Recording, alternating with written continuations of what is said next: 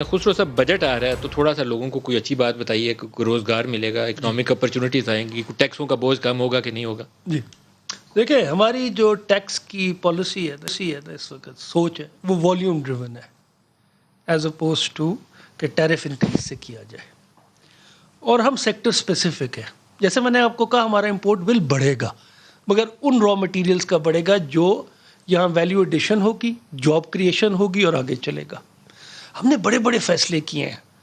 آپ state bank پہ آپ کا اپنا ایک ویو ہے، لیکن انہوں نے ایک ٹرف اسکیم بھی لے کے آئے. It's a good scheme. 500 ارب کی ٹرف ہے جو تقریباً لے لی گئی ہے. ہماری کوشش ہے کہ اس قسم کی ایک اسکیم ہم دوبارہ ریپلیکیٹ کریں.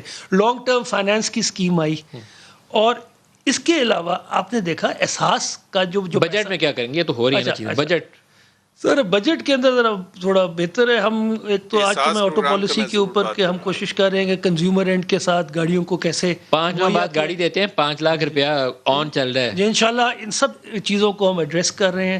بجٹ کے اندر ہم اس وقت جو ہمارے ایکسپورٹ سیکٹرز ہیں ان کو پروٹیکٹ کر رہے ہیں، سستی بجلی دے رہے ہیں، سستی گیس دے رہے ہیں. بے شک ہمیں وہ ٹیکس پیئر ہم بجٹڈ بل کر رہے ہیں، اس کے اوپر ہم پچھلے دفعہ سے بھی زیادہ کر رہے ہیں. را مٹیریلز کے اوپر جو پچھلی دفعہ تھا اس سے زیادہ بڑھا دیا ہے.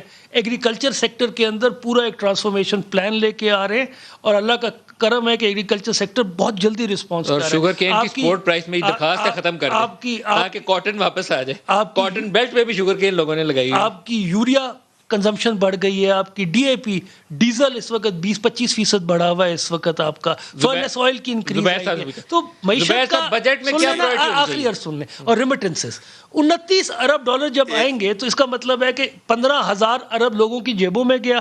کوئی آزاد کشمیر سے لے کے کراچی تک لوگوں کے پاس ہے، اس سے معیشت کا پہیہ چلے گا، ڈیمانڈ چلے گی، ریٹیل سیکٹر چلے گا، ٹرانسپورٹ سیکٹر چلے گا. تو یہ ایک معیشت کا پہیہ چل پڑا ہے.